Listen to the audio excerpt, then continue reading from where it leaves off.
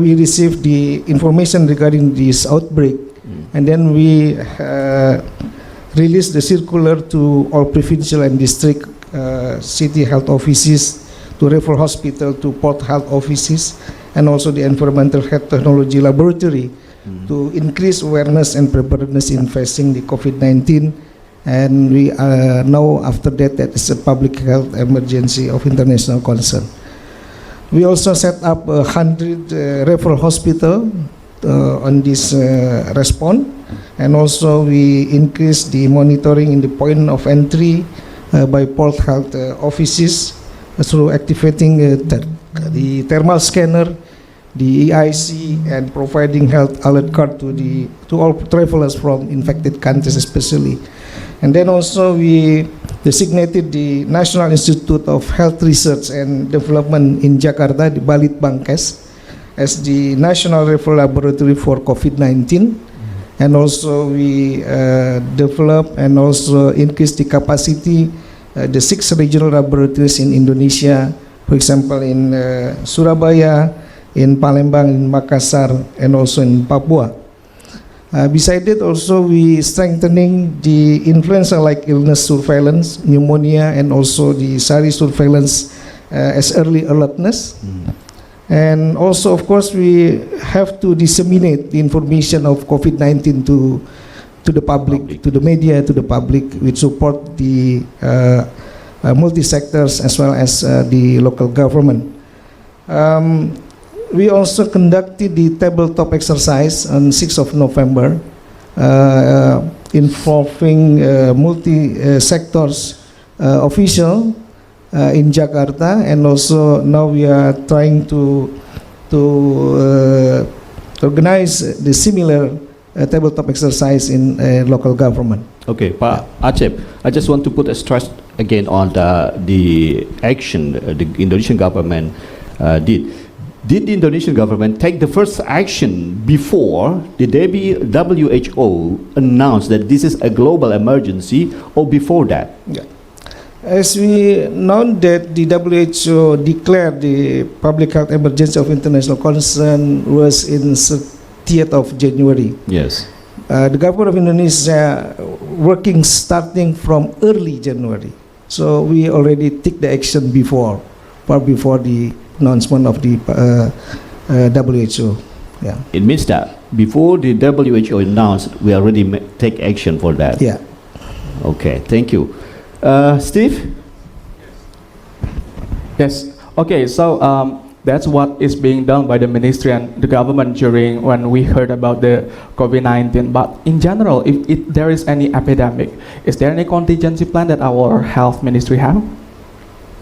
Yeah, actually, since the parties of the international health regulation, the system is already in place in the country. We have the network, we have the capacity, the resources, it's already in place. So when we receive the information regarding the outbreak in other countries, and then we just inform others that there is an outbreak and we have to prepare. We have to increase our effort, we have to increase the logistic, we have to increase the capacity of the health personnel. So, as you said, that there are hundreds of hospitals are ready to face this. So, Pak Acep, later I would like to invite from Persahabatan Sulianti Saroso and also Gatot Subroto to give their statement or opinion about this. Pak Acep, hundreds of hospitals, but in questions, are they really ready to face this situation? Actually, I would like to confirm that 100 referral hospitals are ready. Why? Because we have experience during the SARS in 2003. We have also the experience of the H5N1 in 2006.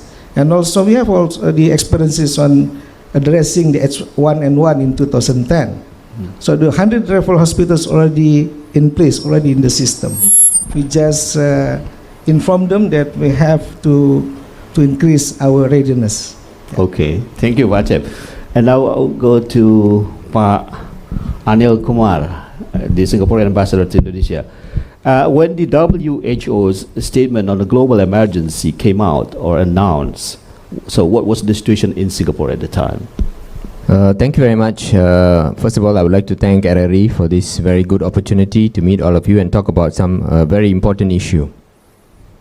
Singapore had its first imported case of the COVID-19 on 23rd of January. So that was our first imported 23rd of January. 23rd of January.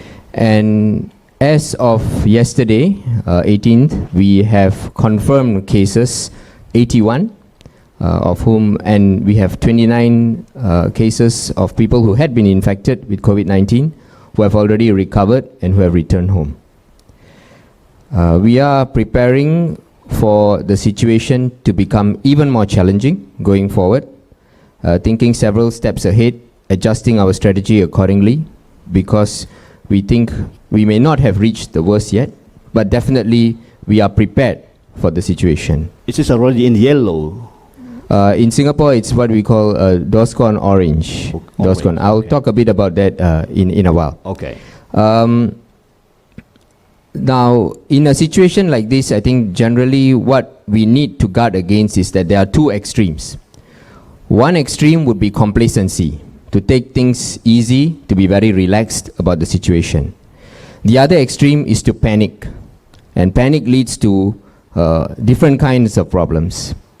Both extremes in the end can prove to be even worse than whatever problems caused by the virus itself. So on the Singapore government's part, what we are trying to do is to prevent a situation where we are complacent and also avoid a situation where we inadvertently create panic, which actually makes the situation even worse.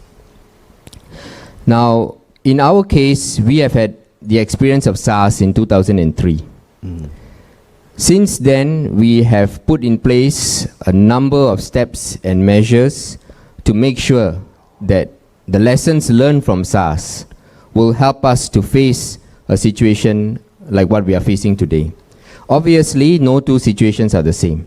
In the case of COVID-19, what we have found is that while the virus itself is not as dangerous as what we had seen with SARS in terms of being life-threatening, it seems to spread a lot more faster. So this is what we have learned so far. As I said, we are still in the process of learning. I think not only we, but the countries which are all tackling this issue. And we are trying to manage the situation as we go forward.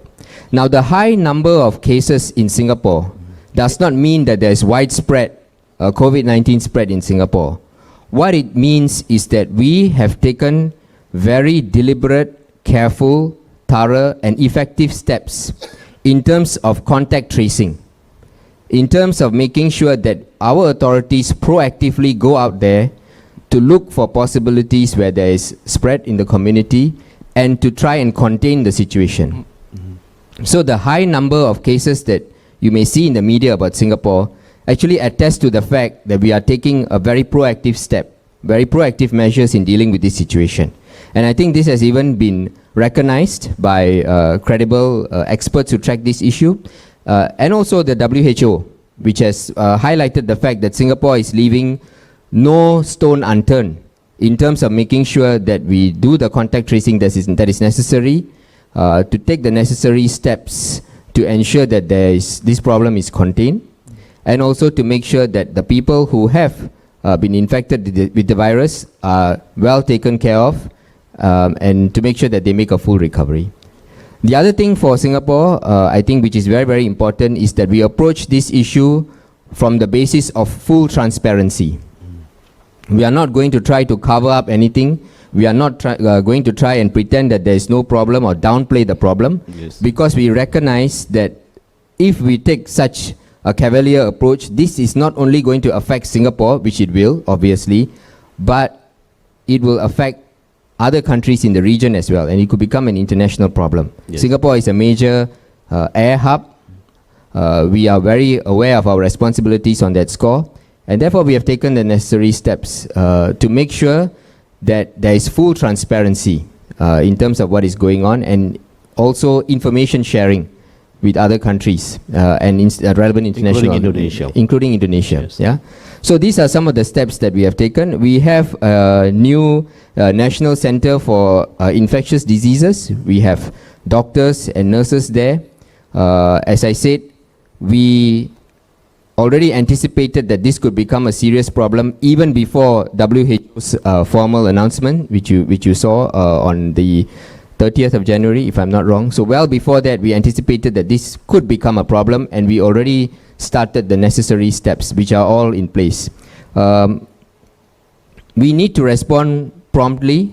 We need to respond dynamically to this unfolding situation, because there's a lot of things that we are still learning as we go forward. So it would be premature to say that things can improve when we reach a certain time of the year and so on. It would be premature to say that. We have to anticipate that there could be problems, there could be more challenges, but the situation, I must say, at least as far as Singapore is concerned, is well under control. We are aware that life must go on. We are aware that we cannot close off the whole country and bring everything to a standstill. That's not going to tackle this problem in an effective way. Definitely there is an impact on our economy. We are bracing ourselves for it. Our government has announced a package in total worth about $5.6 billion to help Singapore. The total? 5.6 billion. 5.6 billion. To help Singapore businesses as well as Singapore households to mitigate against the effects of this virus, how it will impact on the economy. And there will be an impact. We are prepared for that. But we think that if we can go through this situation calmly, efficiently, effectively, we will come out the stronger for it, and we will be better prepared to deal with a similar situation when it comes up later. Okay, Pak Anil Kumar, you say that it is in the under control situation, and the response is responded dynamically.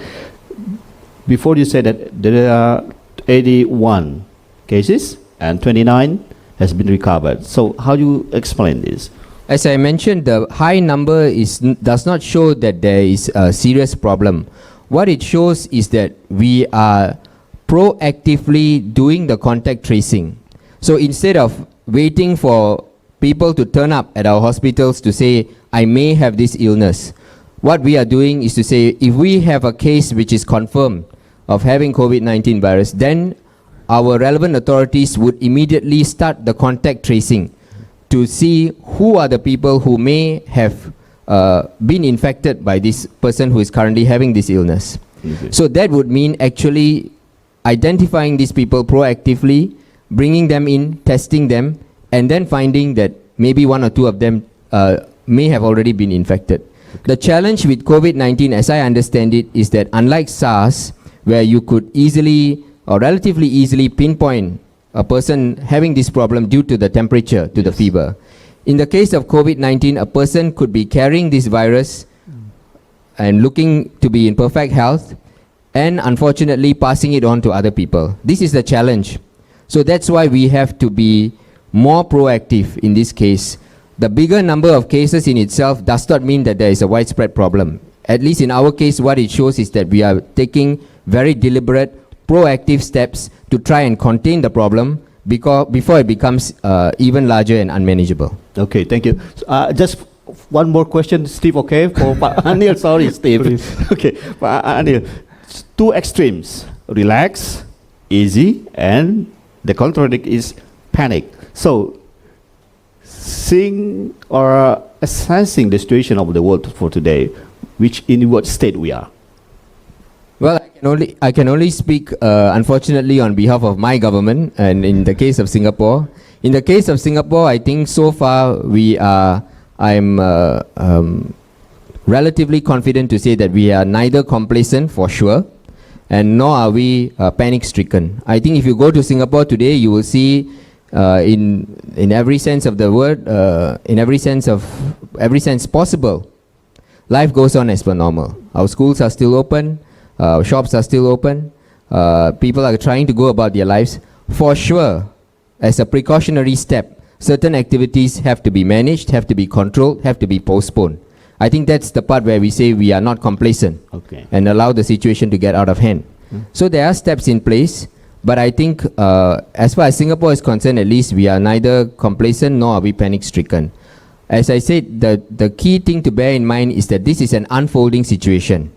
The strategies, the steps we take have to be adjusted going forward. What we may be doing properly today may not work once we get more information and once the trend starts to change. Okay. But I would say in Singapore's case, definitely there is no complacency whatsoever and there's no panic whatsoever. Our government is fully responsible, fully aware, of the fact that we are responsible for more than 5.5 million people who are in Singapore, including our foreign friends.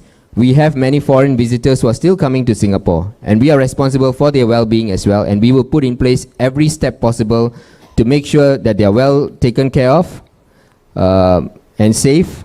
And for those who have that illness, we will make sure that they are also well taken care of and treated so that they can make a full recovery. Okay. May I take your time, Steve, for one more question, okay? Please. Okay. Feel free. Just to confirm, Pak Acep, about what Pak Anil stated just now, about the dangers of this COVID-19, Pak Acep. So, Pak Anil said that COVID-19 is not as dangerous as SARS or MERS. So, yes.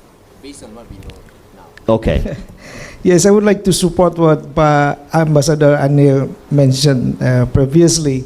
Since the beginning, the Ministry of Health also mentioned the policy that we have to not to be panicked yet, because the spread is at the time is not higher, and up to now as well, the 90% of the case in Tiongkok.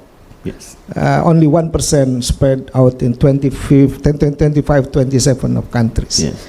So we have there is no reason to be a panic and fear, as also mentioned by the Director General of WHO during the announcement of the public health emergency of international concern.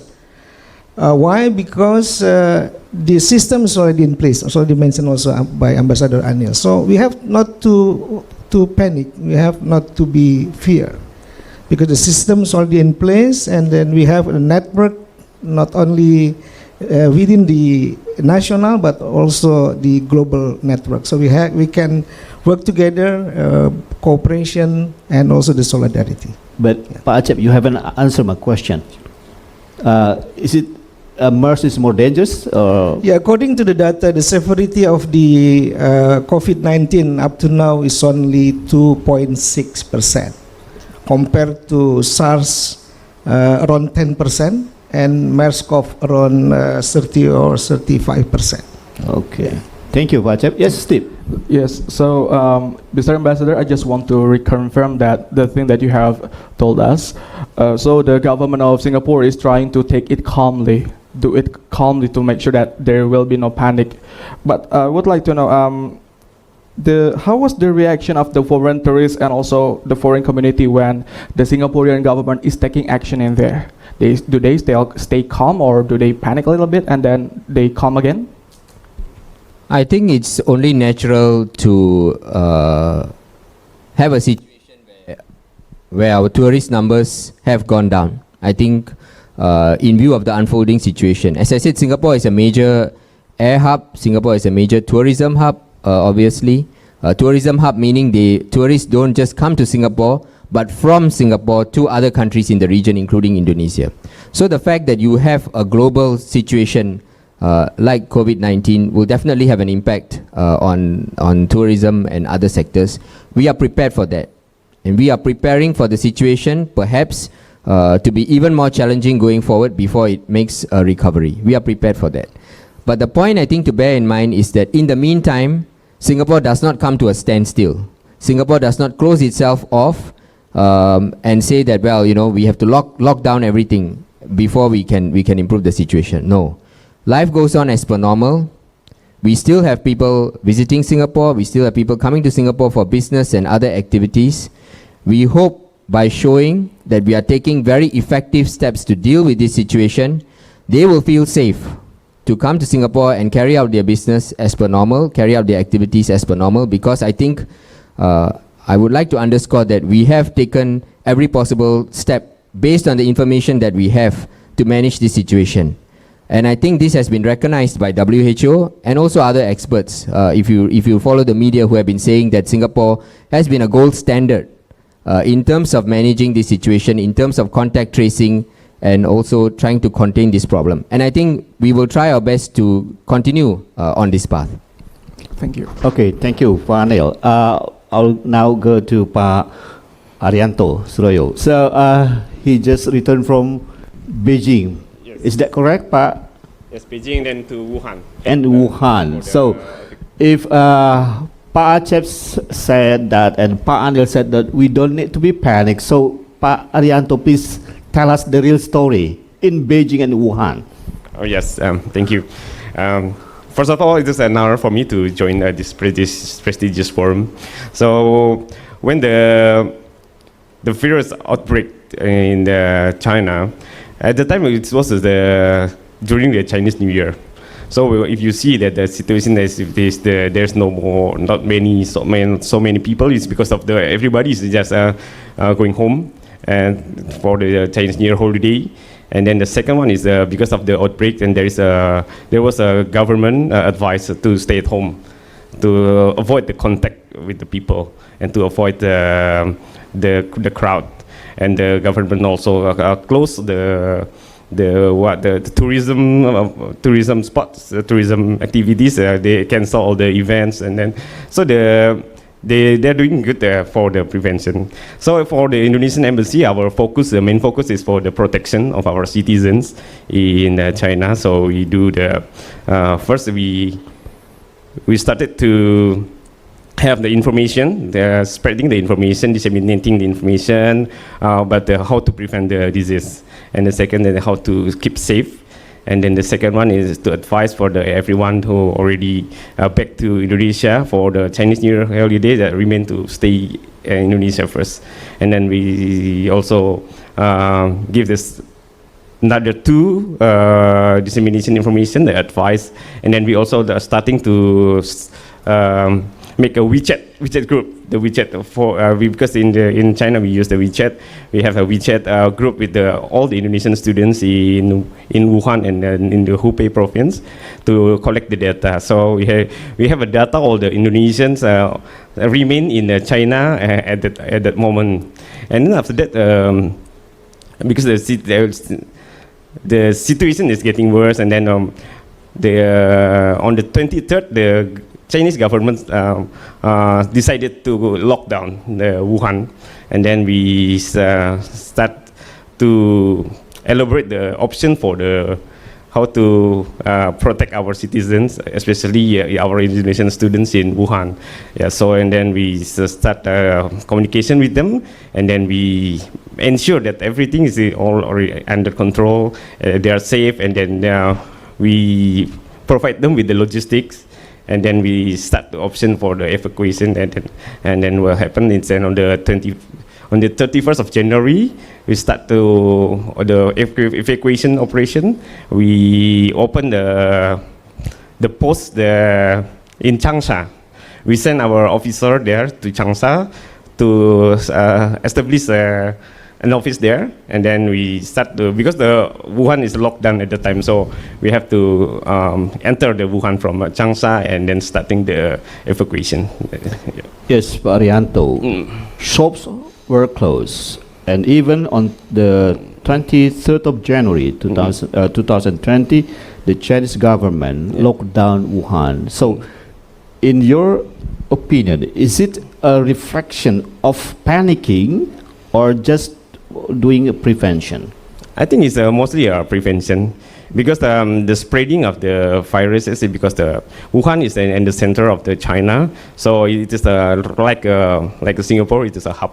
So from the north to south and then the east to west is across Wuhan, even though it's by train, by car.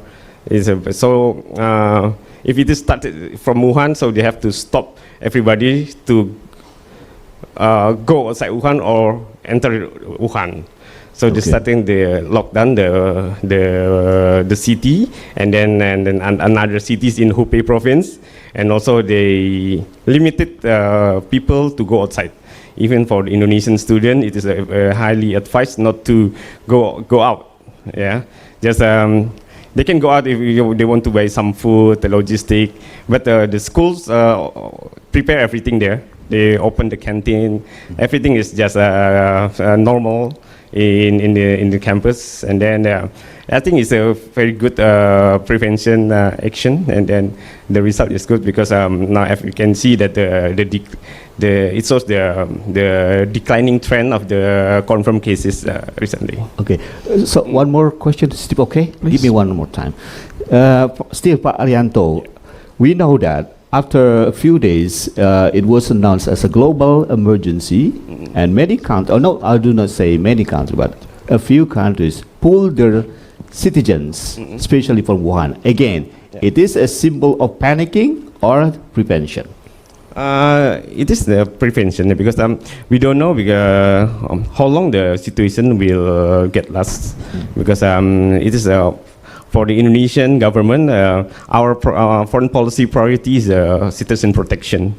And we see that we explore the possibility. First, if we ensure that everyone is in the health condition, so everybody is stay safe in the dormitory or in their house and in their apartment. And then the second, we maintain the communication with them. We regularly have the ambassador have a video conference with them, have a call with them, and then secondly is that we have to ensure their logistic supply, because our concern is if the shops are closed and how they can get the food. So but the problem is because the city is locked down, so we cannot send the logistic.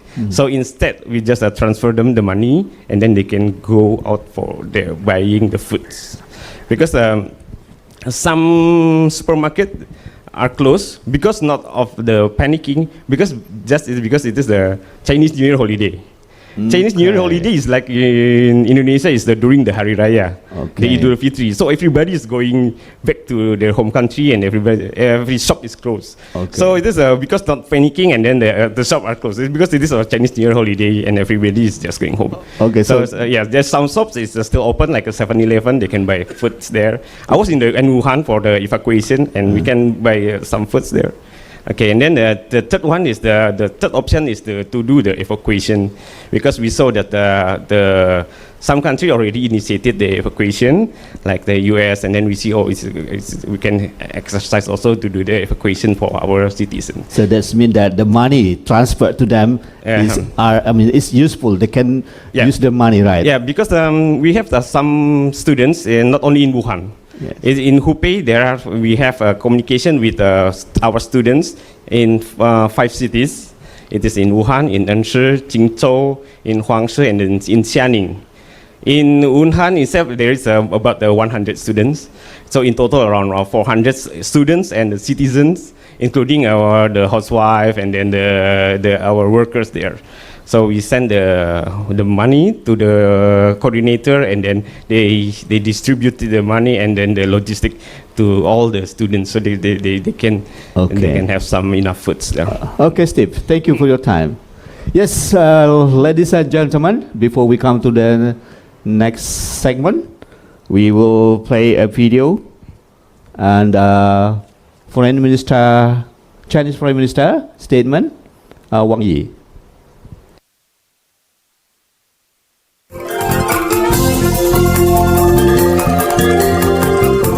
This diplomatic forum is brought to you by Voice of Indonesia. From Indonesia to the world.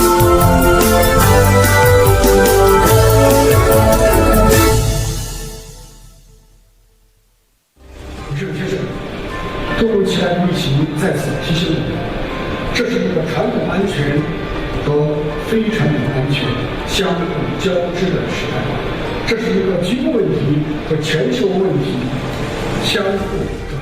This sudden outbreak reminds us once again that we live in a time when traditional and non-traditional security issues are entwined, and when local issues easily become global and vice versa.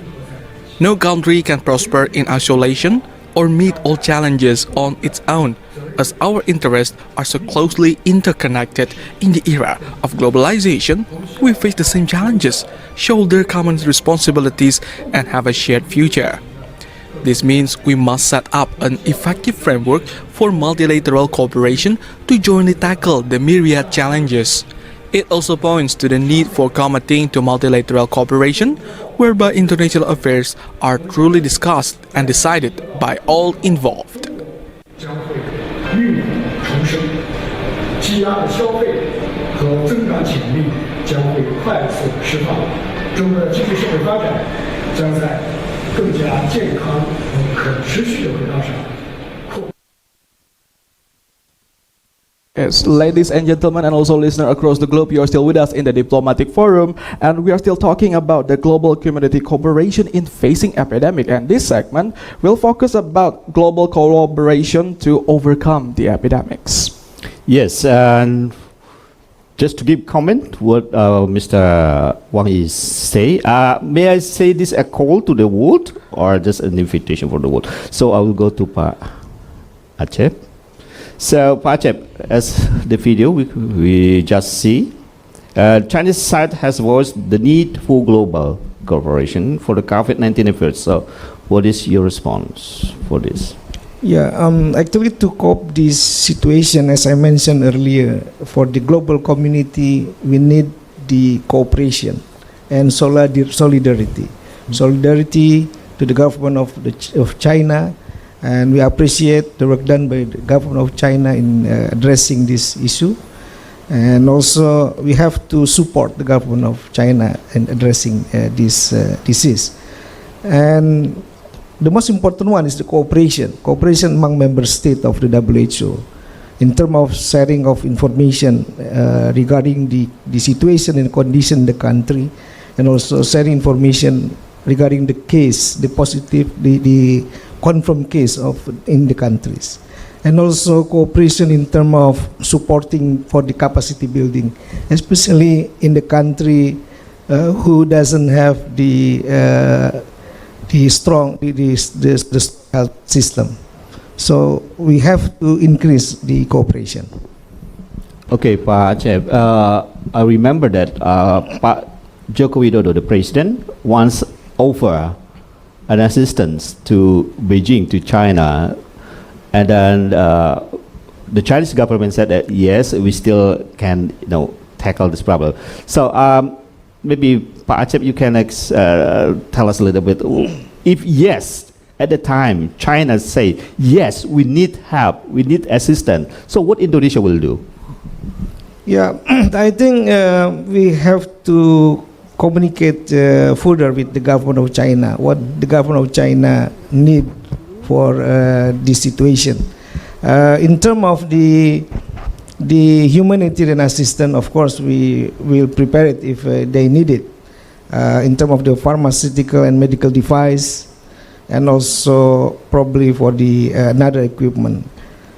In terms of the expert, we are also ready if they need, because we have a good laboratory here in Indonesia in terms of the expert, and also for probably the experience, the best practices on the diagnostic. In the future, probably we can also support government of China if the world's already developed a new vaccine.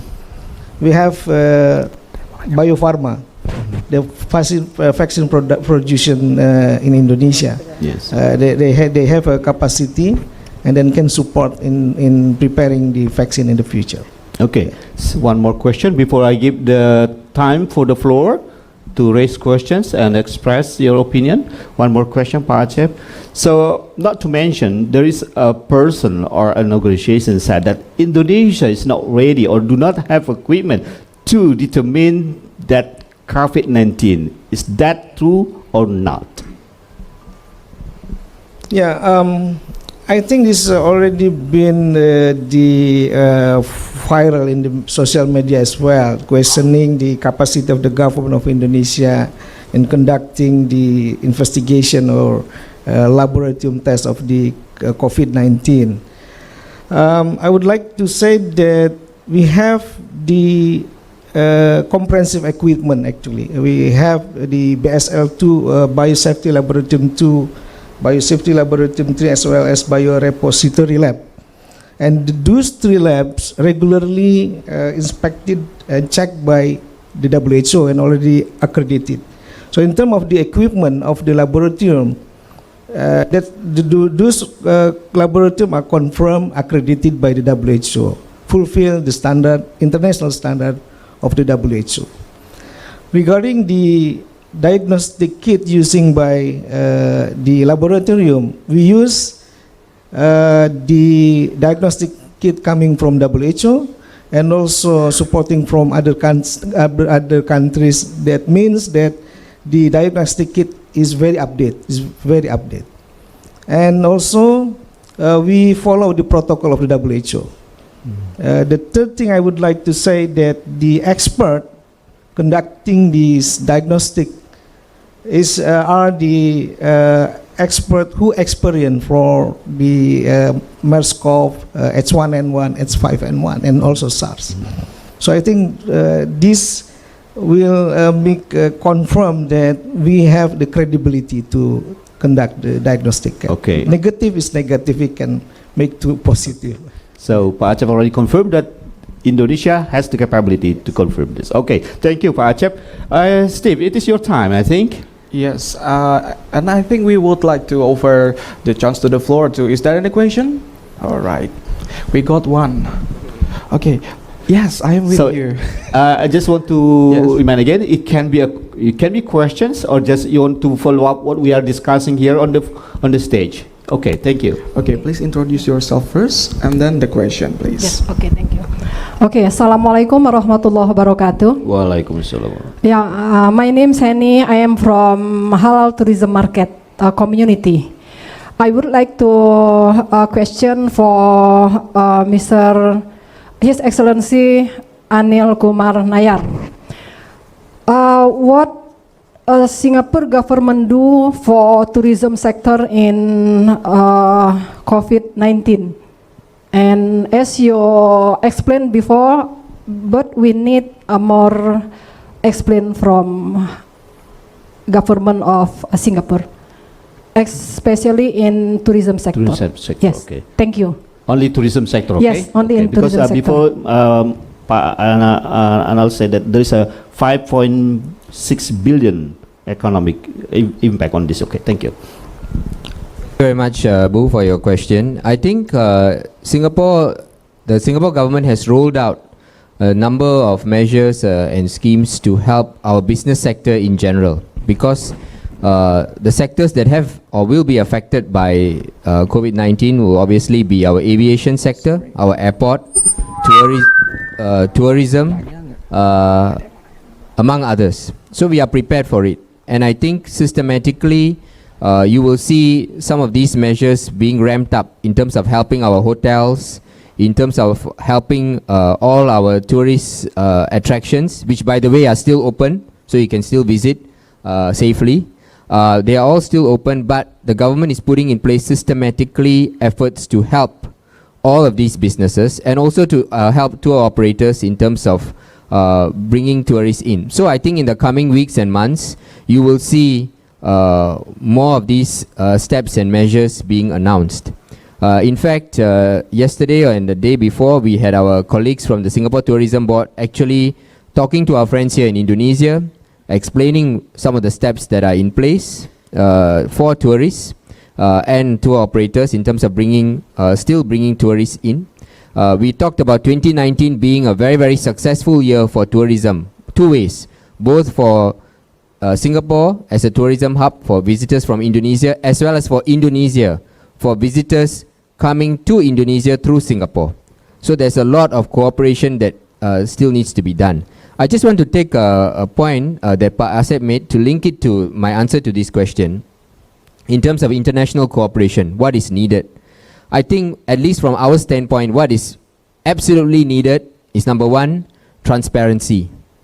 That we are very transparent about the actual situation. Number two, with transparency comes a very immediate and timely sharing of information.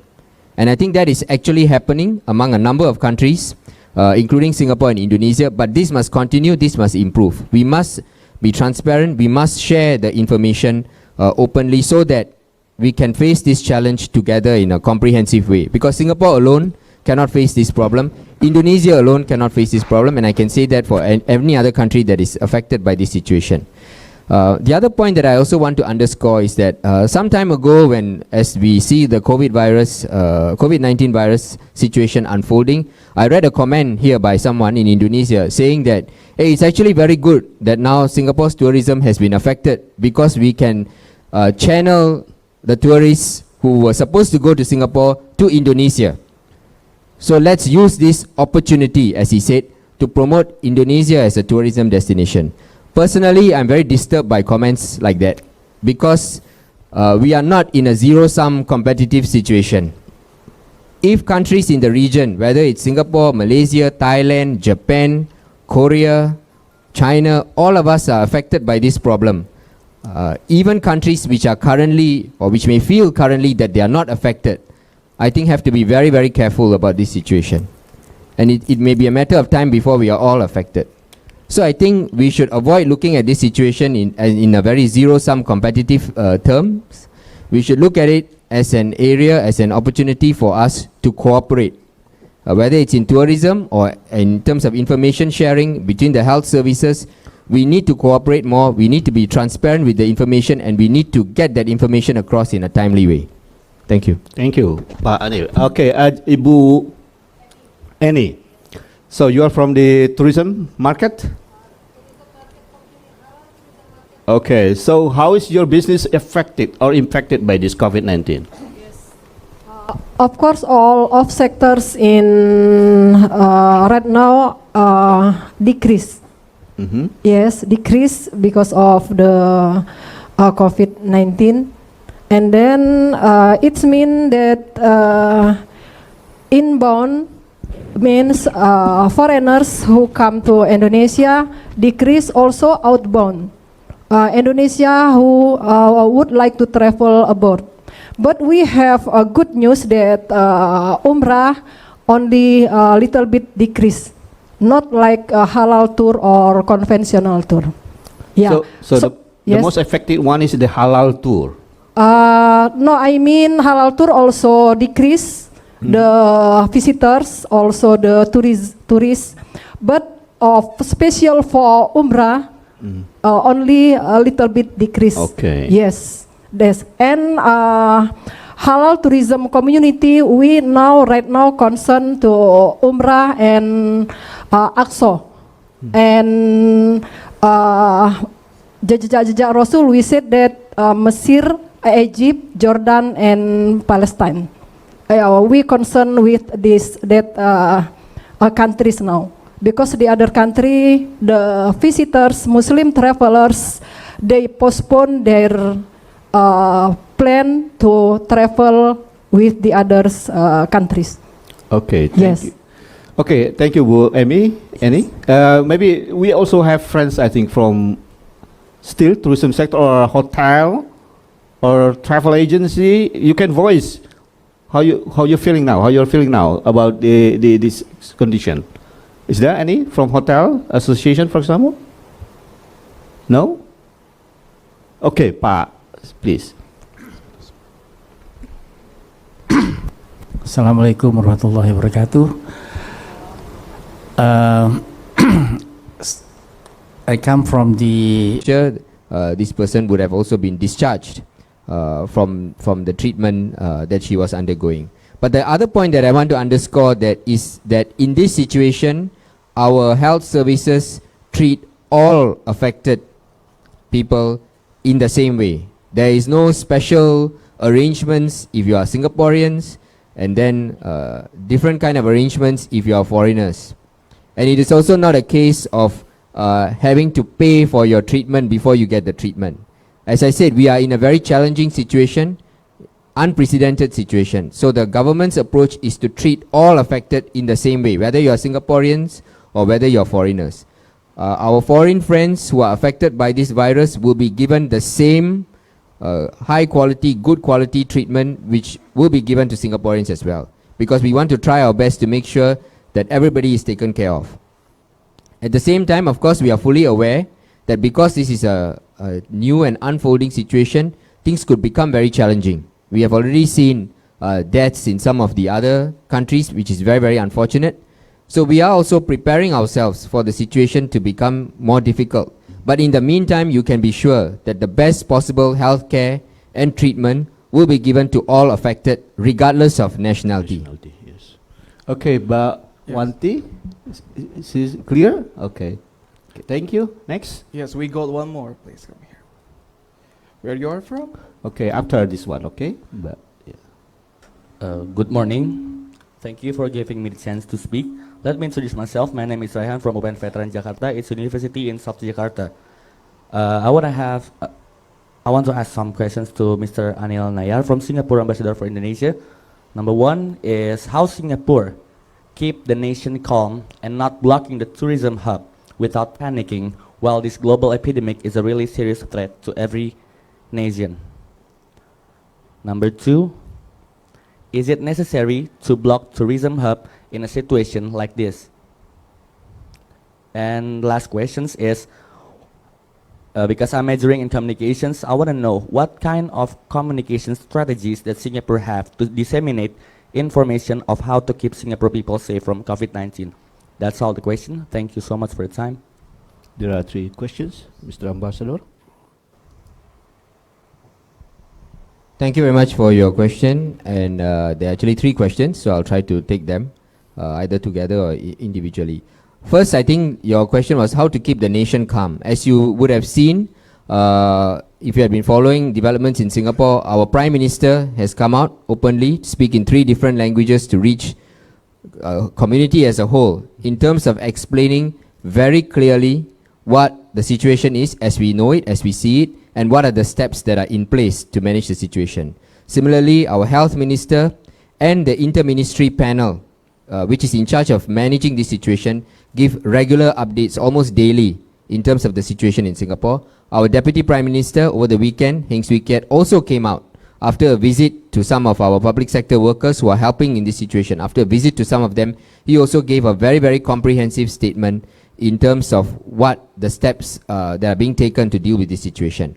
From our standpoint, the biggest challenge is complacency or panic that is created through a lack of information and through a lack of transparency. So we are doing our best to make sure that there's full transparency and that there is no attempt to hide information or withhold information. Now, of course, unfortunately, because we are in a very challenging environment with regards to social media, it is very, very possible that hoax, fake news, rumors and so on are also spread very, very rapidly on social media. So the government has laws in place to make sure that we nip these things as quickly as possible in the bud. But we think the best possible way to do that is to have full transparency in terms of what we have. So we have various government websites by the Health Ministry. We have dedicated websites and apps to keep the public informed almost in real time about the unfolding situation in Singapore. I think these are some of the steps that we have taken because we think this is the best way to manage this situation in terms of the inflow flow. You mentioned about the possibility of blocking tourism. I think, as I said, even as we try to manage this situation, we cannot be in a position where life as usual cannot go on. I think that will be the end for all of us, not just for Singapore. So yes, I would underscore that certainly if you are a tourist, there is no reason to avoid going to Singapore. There is every reason to take precautions, for sure. And the precautions are being taken by our own authorities themselves because we do not want anybody in Singapore or visiting Singapore to be affected by this virus, by this problem, for sure. So we are taking all the precautions. We hope the visitors who come to Singapore will also take precautions in terms of their personal hygiene, in terms of other important aspects which they can take care of themselves. But by and large, it is still business as usual in Singapore. It is still functioning. We are not preventing anybody from coming other than our friends who have been in mainland China. in the last 14 days, in which case we have a number of steps taken. This is not because of any discrimination against any nationality. This is, as I said, part of our strategy to contain the problem as it is and to prevent the problem from becoming even bigger. And I think our Chinese friends understand this situation. The fact that in China itself, major cities are in a state of lockdown shows that the Chinese authorities themselves do not want to, quote unquote, export this problem outside of the affected region. So we are actually working with them through some of the quarantines that we have in place in terms of our friends, regardless of nationality, who may have visited China recently. But other than that, we try our best to make sure that life goes on as per normal in Singapore. Okay, thank you. Is it clear?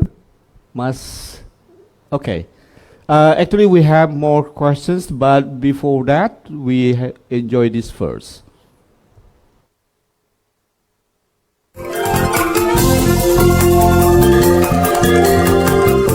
This diplomatic forum is brought to you by Voice of Indonesia. From Indonesia to the world.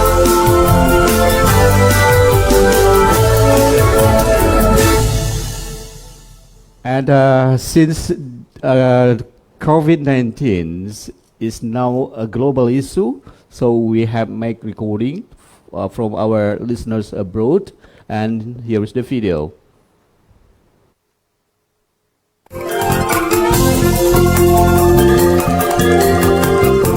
This diplomatic forum is brought to you by Voice of Indonesia. From Indonesia to the world.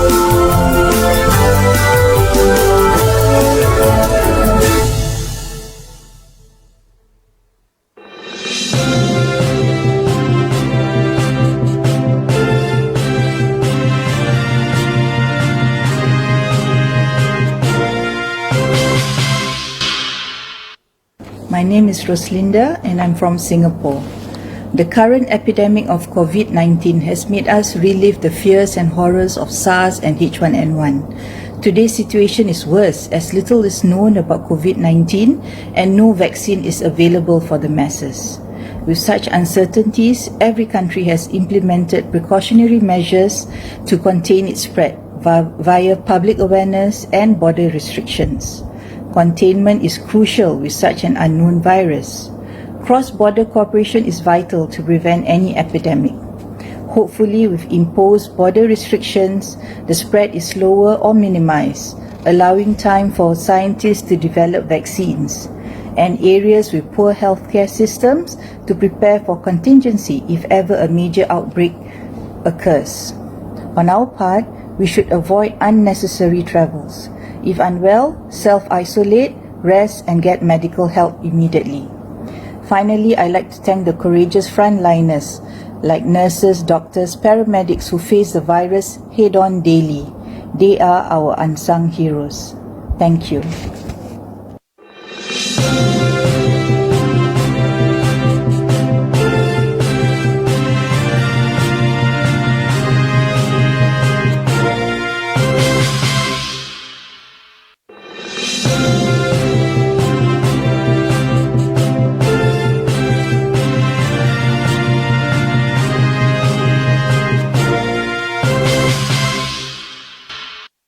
Hello, I'm Lu Dacheng. I live in Shanling County, Nanning City, Guangxi Zhong Autonomous Region, China. In this video, I want to talk about the international cooperation for handle the coronavirus epidemic. Recently, the coronavirus epidemic is more dangerous and is well known around the world. I think the international cooperation for handling this epidemic is to invite the international experts to talk about the information and the solutions to overcome this epidemic on the internet video conference. Every government should share the information about this epidemic together, and the governments should teach the people how to prevent this disease. I hope the social life will turn as usual, and I hope more visitors will visit Indonesia in this year. Thank you very much.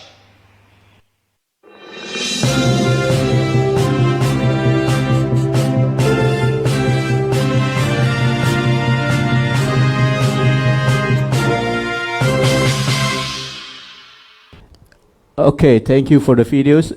Steve, we have one more We have from more the floor, for- I think. There. Okay, but before asking, I would like to tell all the listeners that we are being watched by so many listeners out there. Okay, There just a is- minute. Yes, there is Rosnani from Singapore watching this live transmission, and then there is David Luresia from Argentina who is watching us, and Okay. also Azam Ali Somro watching from Pakistan, and he said, really appreciate your efforts in providing information about important topics of the time, and he said, Daulat Pani is the energy of diplomatic forum. Oh, Daulat Pani, thank you.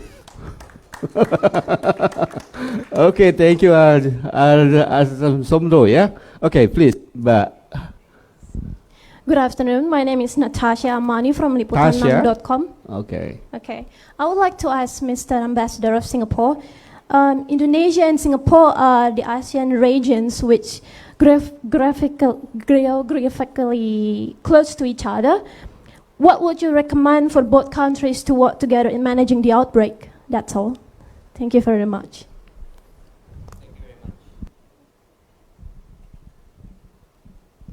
Thank you. Okay, thank you very much for that question. I think as I outlined in my earlier interventions, as close neighbors, obviously it is imperative that there's immediate, timely information sharing and transparency between countries in terms of this unfolding situation.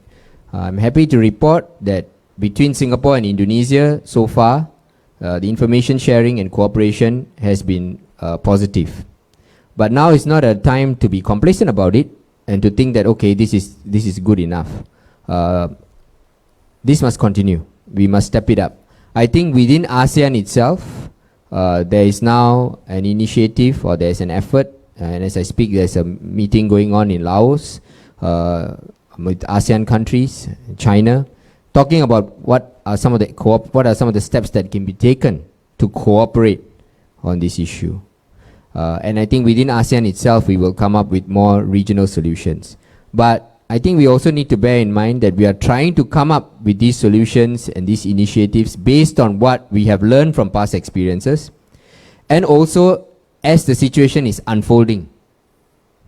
So we are actually trying to solve the problem as it is going on in real time. So this is obviously going to be challenging going forward, which is why I underscored the point earlier that we have to look at this situation as a common challenge faced by all of us, regardless of how many cases or deaths or the extent of the challenge in the different countries. We have to look at it as a common challenge for all of us and cooperate, and not look at it in terms of zero-sum games, you know, whereby if you have it and I don't have it, well, that's good. Or if I have it but my situation is better than somebody else, then good. No, I don't think that's the approach to take, because we do not know how this problem will unfold going forward. So I think it's especially important that among neighbors like Singapore and Indonesia and Malaysia, for example, we have to work closely and together with all our friends in ASEAN and the rest of the region as well. Enough, Mbak Tasya? Okay, as it was mentioned before, we also have friends from hospitals here, from Sulianti Saroso, Persahabatan, and also Gatot Subroto. Yes, is there anything that you want to ask or just want to share with us here? Yes, thank you very much. My name is Diani. I'm the Director of Medics and Nursing in Sulianti Saroso Infectious Disease Hospital. I just want to add something that Pak Acep already mentioned. Rumah Sakit Sulianti Saroso is part of the National Health Endurance System, and we are ready to receive reference for patients with new emerging infectious diseases. We have experience with the SARS outbreak and the avian influenza years ago. And we have trained our health workers, all personnel in the hospital to be ready to manage patients with new infectious disease, new emerging infectious diseases. We have 11 isolation rooms with negative pressures and a special air handling unit, and we treat our patients with these kinds of diseases in these rooms. Our first patient with COVID-19 is admitted in our hospital at the 22nd of January, and now we have already the 19th patients today. I think as part of the country system for health in this, we are ready to face whatever we are going to face the next time. Thank you. Yes, Ibu, you mentioned that you have 19 patients. 19 patients, yes. Are they suspect of COVID? All about 16 patients already have the results for the COVID-19 or negative. We still have several patients in the hospital right now. Negative. We are still waiting for the results from Litbangkes. Okay, Ibu Diani. Ibu Dian, is there any different treatment giving to people with MERS or SARS with the COVID-19? Actually, those patients with unknown, we don't really sure the kind of viral infections, so we usually don't give antibiotics for viral, and we don't have special antiviral for this COVID-19. Thank you. Okay, don't have special Viral for COVID-19. Okay. Wow. Okay, maybe our friends from Persahabatan and Gatot Subroto. Thank you very much, ladies and gentlemen. Same with the Sulianti. My name is Praseno Hadi. You can call me Dr. Pras from Persahabatan Hospital. Dr. Pras, okay. Yeah, I'm a pulmonologist. I'm chief of the isolation room in Persahabatan Hospital.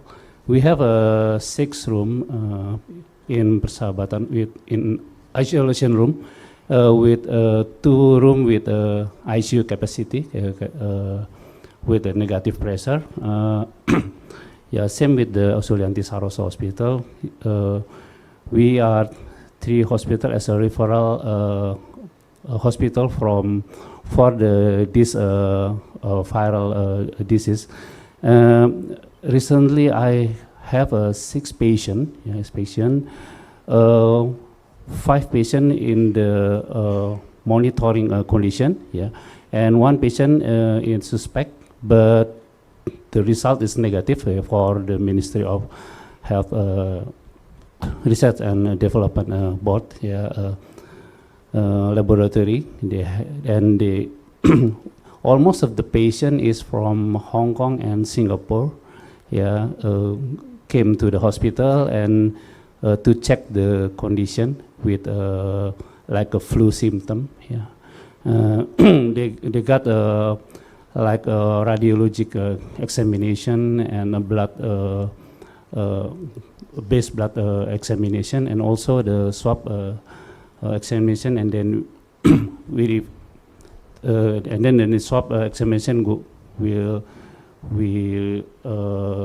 send to the Ministry of Health, and we are ready to face this disease, yeah, with the experience by H5N1 and H1N1, or also SARS, yeah, already to treat the patient, yeah.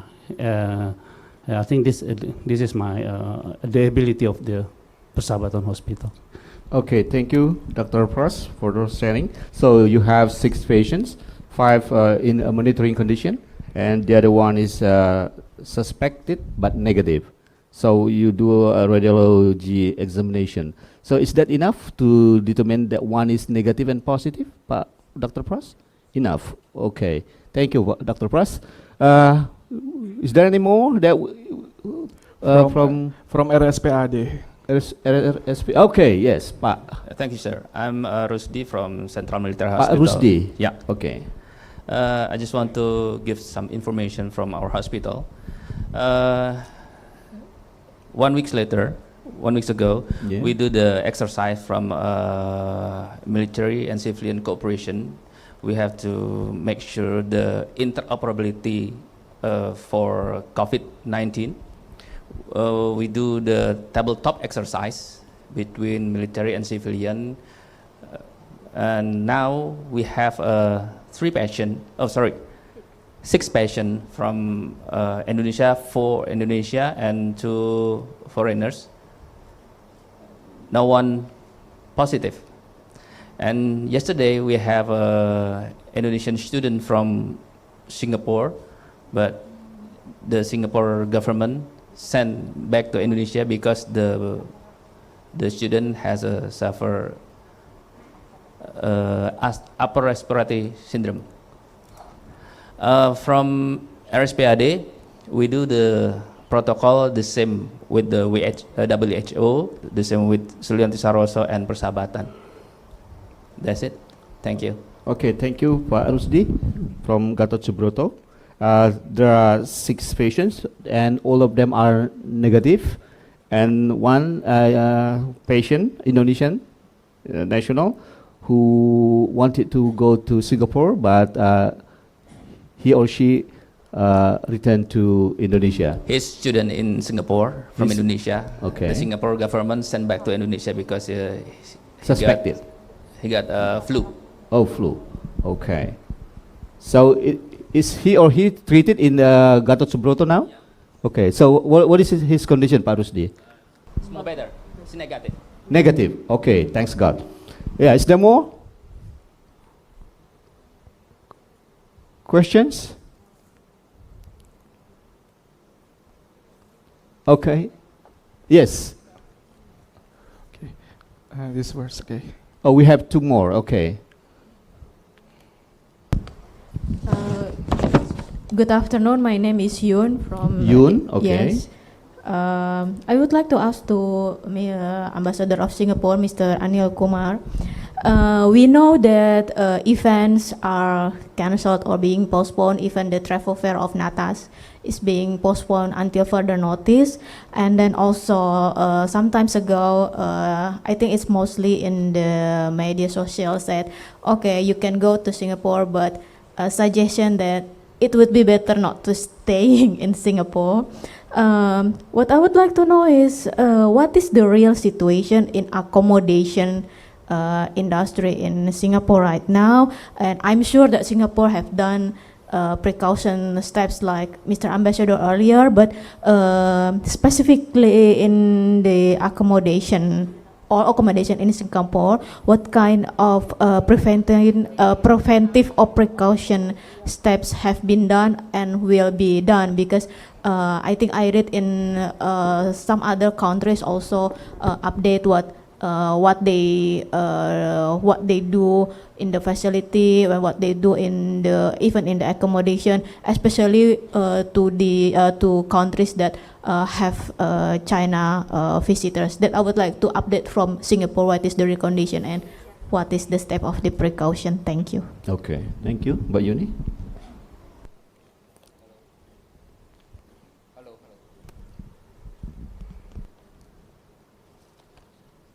Hello? Okay, good.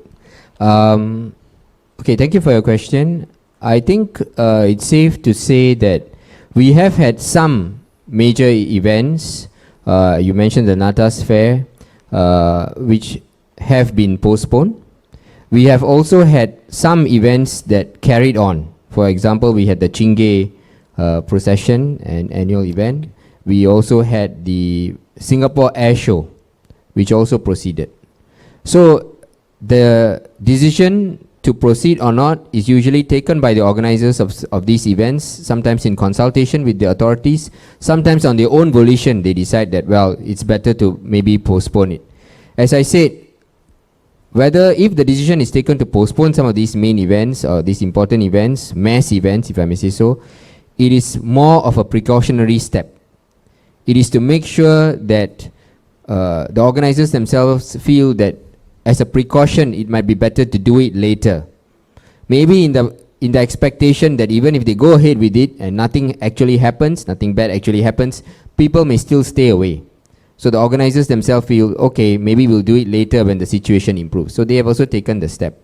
In terms of accommodation, hotels and so on, I think not only hotels and accommodation, but malls, public places like MRT stations, bus stops, these are all being cleaned with the necessary equipment to make sure that as far as possible there's sterilization.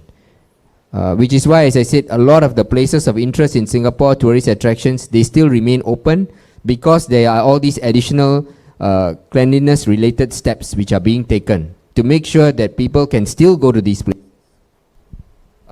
without having to worry excessively about their safety. But of course, as I said, precautions, it's best to take your own precautions. The best precaution to take is your own personal hygiene. If you are ill, of course, please wear a mask. If you are ill, you don't have to wear a mask if you are not unwell. And also, of course, to make sure that your hands are always clean. This is very, very important because from what we know, this is how, unfortunately, the virus has spread to many people. So these are some of the precautionary steps that all of us can take. And I think, in general, Singapore remains open for business. We still have people coming. Of course, the numbers have dropped for obvious reasons. But we think by showing that we are on top of the situation and that we are managing the situation well, slowly we can recover and we can return to normalcy again. Okay. Yes, Mbak Yun? Enough? So personal hygiene is more important, I think. Right? We started from the personal hygiene. Yeah, next. Yes, we go one more from Chimsa, short for what? Okay. Good afternoon, sir. My name is Yurizar and represent Chimsa, or Center for Indonesian Medical Student Activities. We run one of the biggest medical student exchange affiliated with International Federation Medical Student Association. nCoV virus 2019 has been one of our biggest concern because the foreign medical student who will be having an exchange in our nation are either questioning or panic about our health situation, though there are no travel warning or travel advices to our nations. To all honorable speakers, I have a question. The first one, how can we prevent or stabilize the panic that came from foreign medical students due to this situation as student organization, since we also have a limitation to access the transparency of the information? The second one is, if this happened, if our exchange participant got infected by the nCoV virus, what if the first move that you recommend so we as the organization who run the exchange program can do? Yeah, thank you. Okay, thank you. Yuria from Chimsa. So your question will go to all the guests, all the speakers today. I think Pak Tanto first. Okay, thank you very much. I just want to explain about our students' condition overall. So during for this current situation, so I think for the studying process is not disrupted. I mean that they already start the class, but it is offline, online class through the distant learning. So during for Indonesian students that participated in the evacuation program, for instance, during their evacuation quarantine process in Natuna, they already started the online learning. And then for the Indonesian students in China who remain to choose to stay in China, we advise them to stay at home and to avoid to go out and have a contact with possibility contact with the suspect the virus, and then we also send them the masks to them. We receive the aid from our BNBP, from our disaster prevention body, about 10,000 masks sent to Beijing, and then we already distributed the masks to all of the Indonesian citizens all over China. So, and then as like already mentioned by the Ambassador Anil, that the most important one is the personal hygiene. Have to how to keep them healthy, and we advise them to take vitamin, and then the washing hand regularly, and then always wearing masks if necessary where they go out. So I think for the student student exchange, I think for the time being it is better to be postponed to because of the situation, because with the Indonesia and China, we now can postpone the direct flight from Indonesia to China. And then the second one is for anybody who stayed in China for 14 days, it is not allowed to, for foreigners stayed in China for 14 days, they are not allowed to enter Indonesia. I think so. At least will be disrupting our foreign students exchange between Indonesia and China for a while. So that's it. Yes, is that enough? Yes. You want to add?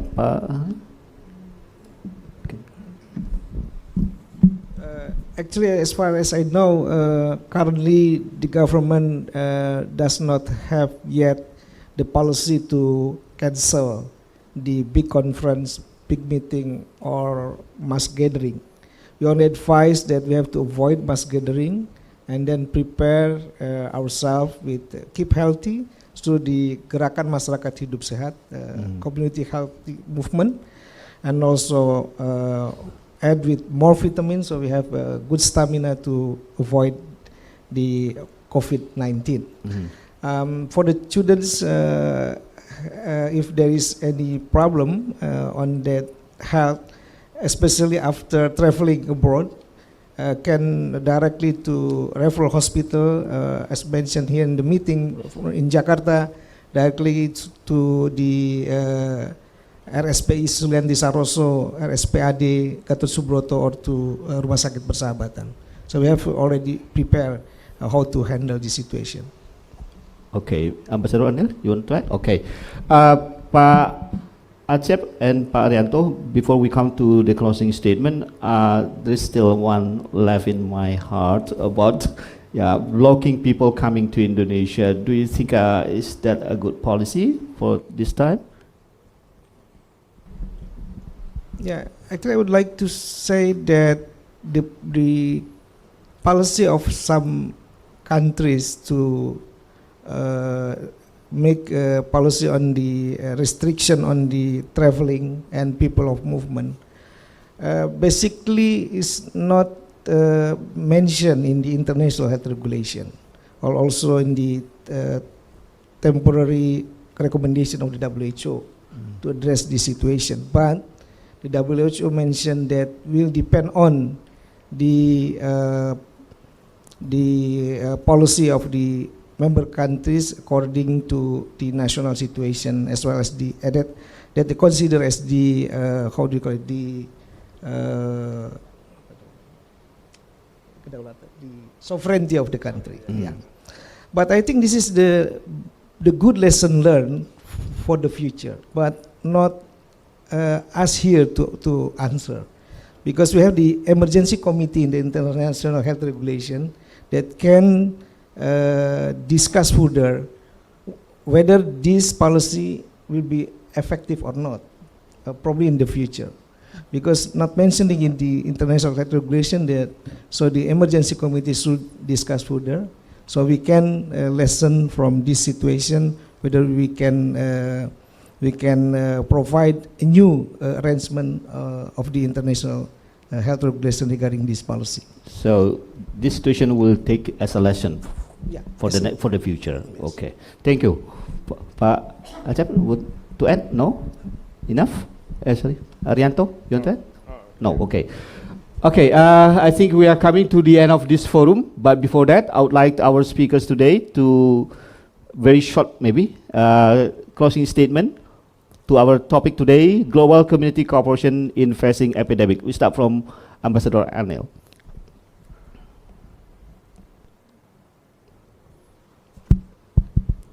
Thank you very much. I think I've made my points today. I hope our friends here would have taken note of some of the key points, and just to leave with you the main takeaways. As far as Singapore is concerned, as I said, we recognize that we are in uncharted waters. This is a very challenging situation, but we have tried to apply the lessons learned from SARS in 2003 and other pandemics that have come up in the course of that period. We have tried to learn from those lessons. We have tried to put in place steps to contain this problem as far as possible. We also recognize that a situation like this can lead to two sets of different problems created by complacency or panic. And to prevent that, in addition to all the medical steps and measures, contact tracing, treatment and so on that we have in place, I think what we focus on is to make sure that the information is out there in a transparent way, in real time, so that people know clearly what is going on. And there is no effort at any cover up. Even if Singapore has a very high number of cases, I think this is because we have proactively taken steps to do contact tracing, find people who are affected by this illness as part of our effort to contain the situation. No country can deal with this challenge on its own.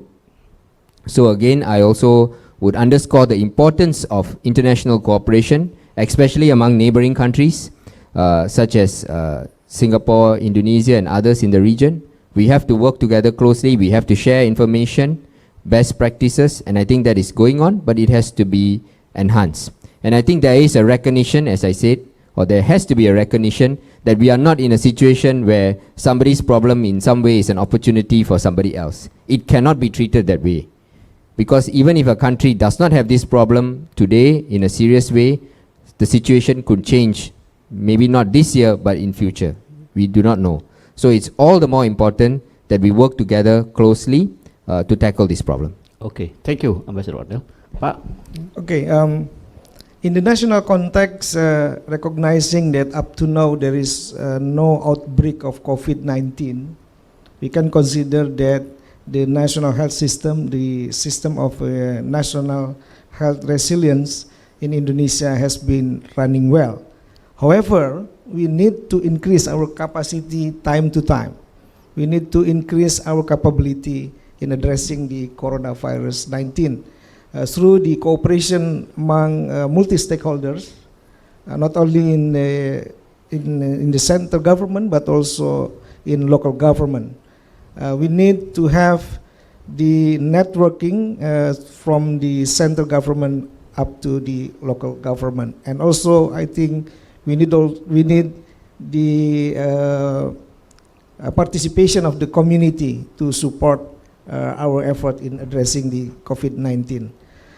In the global, as mentioned earlier, that we need for the cooperation and solidarity, and in the region, as also mentioned by Ambassador Anil, we member state of ASEAN has already established the mechanism for sharing information, daily sharing information, and also we conducted a meeting, the video conference, and Indonesia as the chairman of the ASEAN Health Cooperation, starting from April, we will organize the senior official meeting of health development. We would like to propose to discuss the concrete action for the COVID-19 during the meeting will be in Yogyakarta from 3 to 8 of April 2020. Okay, thank you. Pak Arianto. Thank you very much. There are 3 points from the Indonesian Embassy that I would like to raise in this closing statement. The first one is I would like to reiterate again that the citizen protection is our top priority for the Indonesian government. So for this current situation in the Indonesian Embassy, keep communicate with all the Indonesian citizens through the hotline and then through the WeChat group, and then to ensure their conditions in the good health. And the second one is to supply them with the logistic and then all the personal hygienes and necessary equipment like a mask, a vitamin, and so on. And the second point is how to maintain a good cooperation with China. In this context, Indonesia already sent the humanitarian aid in forms of the masks. We sent 150,000 masks and 3,000 protective suits to the Chinese government, and the Chinese government is appreciated Indonesian aid.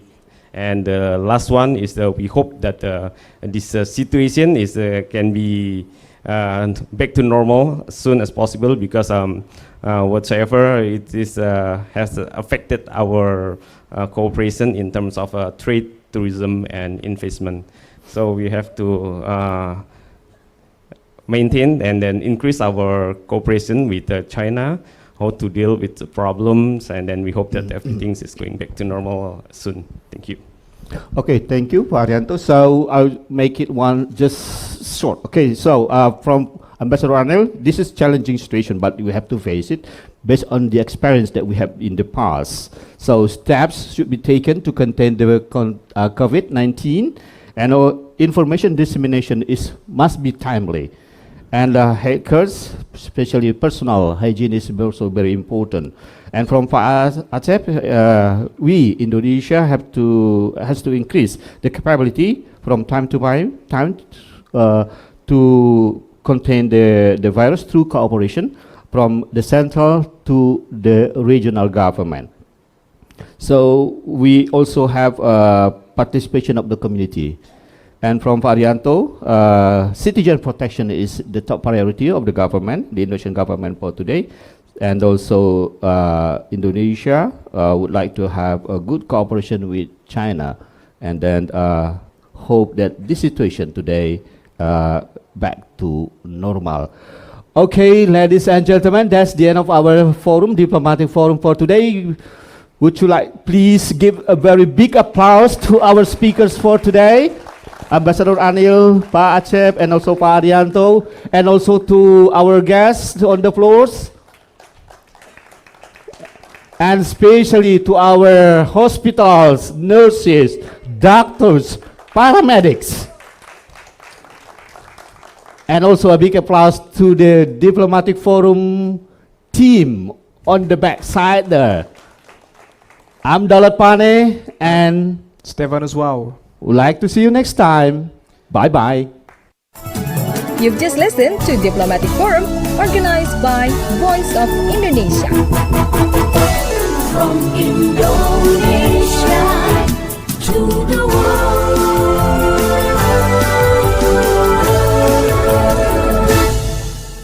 Thank you, Daulat Pane and Stefanus Wow, for hosting this dialogue. And ladies and gentlemen, hold on. We have to come to the end of our diplomatic forum for today, and I would like to invite the director of Voice of Indonesia, Bapak Agung Susatyo, to deliver souvenirs to our speakers.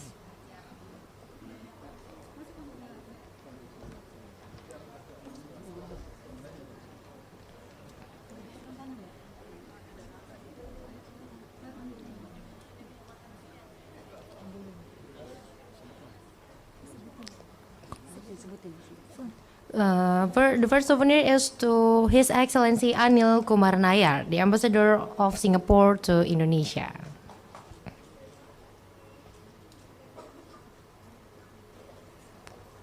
And the second is for Acep Sumantri, the head of Bureau International Cooperation of Ministry of Health.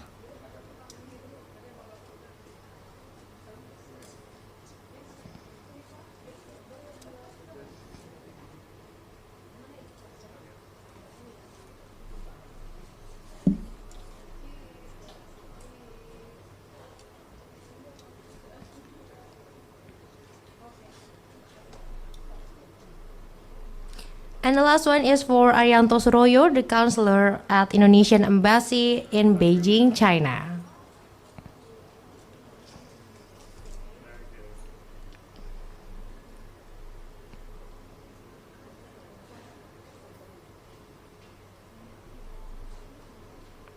Okay, ladies and gentlemen, that's the end of our diplomatic forum. But first, we should have a photo session.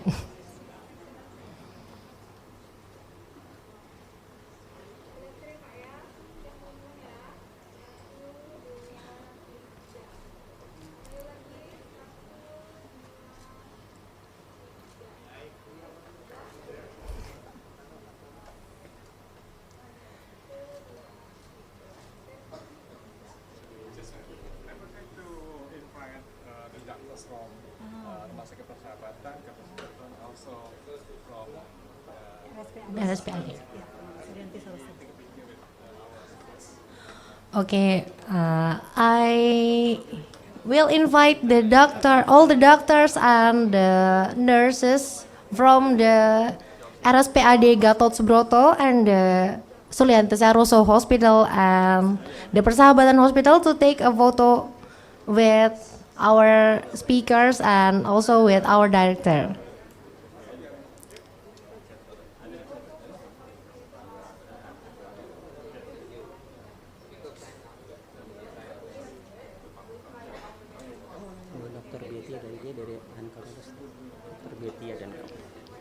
And please come to the front stage, Dr. Betty from the Carolus Hospital.